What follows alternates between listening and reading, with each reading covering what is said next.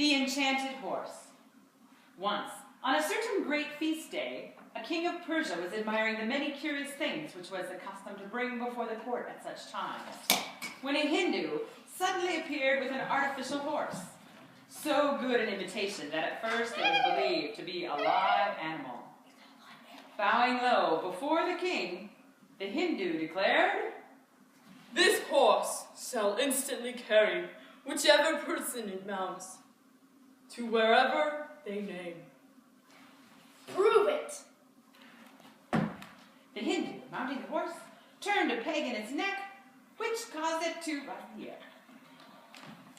In a few moments, it returned, and the Hindu, alighting, presented the king with a palm branch, which he had plucked from a tree on a mountain many miles away.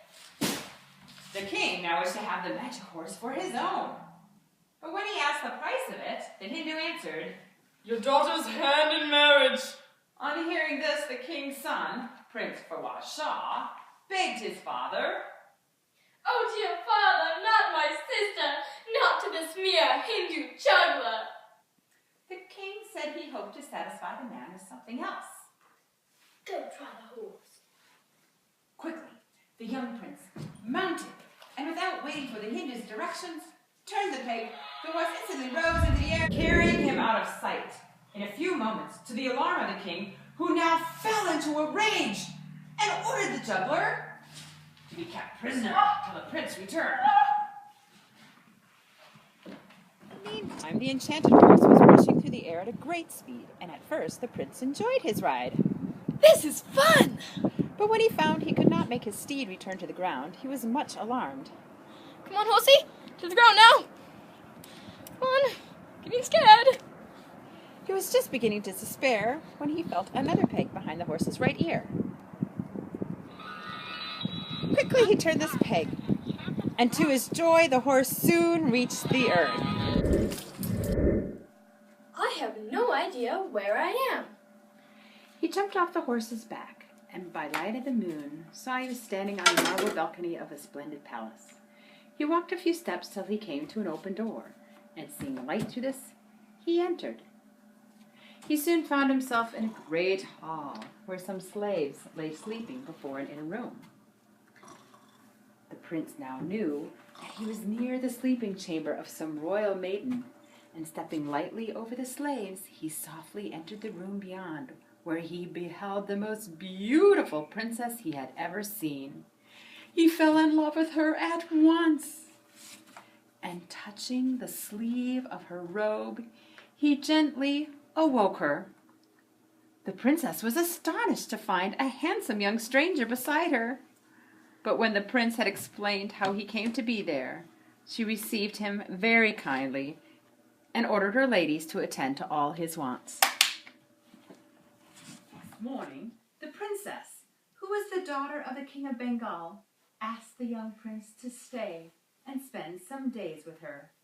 Prince Fawaz Shah was only too glad to do so, and so the princess at once ordered all kinds of gay amusements to be held in his honor. Many happy weeks quickly passed away in a pleasant manner, and the Prince of Persia and the Princess of Bengal soon grew to love each other. So when the prince at last made up his mind to return to Persia, he soon persuaded the princess to go with him. "Want to hang at my place?" "Swag." The enchanted horse was brought out one morning, and having placed the princess safely on its back, Prince Fawaz Shah sprang up beside her and turned the peg. The young prince guided the horse very carefully, and soon they arrived safely at his father's palace.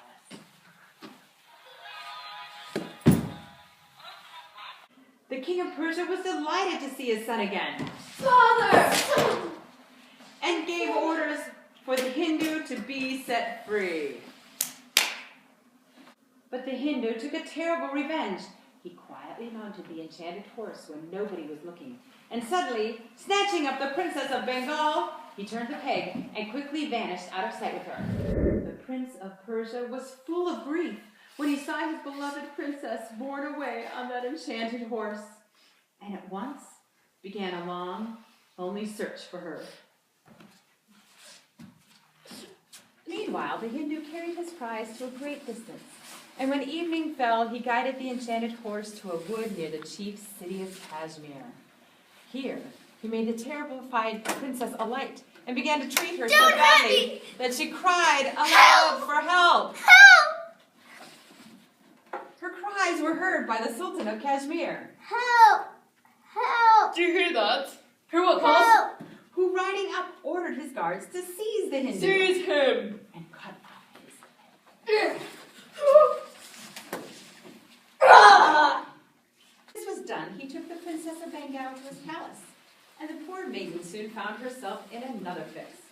For on coming to see her the next day, the Sultan was so charmed with her beauty that he declared, Will you make me the happiest man and be my wife? Now, the princess was determined to marry no one but the Prince of Persia, so she pretended to go mad suddenly, uttering dreadful shrieks and wild words, throwing herself about in the strangest way. The Sultan ran away in terror and ordered, Hold off the wedding! She needs help! but she kept up her pretense of madness so well that though the Sultan sent for all the doctors in the country to cure her, none of them dared go near her. One day, however, a poor dervish came to the palace and declared, I can cure the princess! so he's taken to her room at once. Now this dervish is really Prince Bourgeois, who had heard people talk of a certain mad princess of Bengal and felt sure she must be his own lost princess. And when the princess saw that the dervish was really her own dear prince, she fell into his arms and wept for joy. After they had rejoiced together a few minutes, they arranged a plan of escape.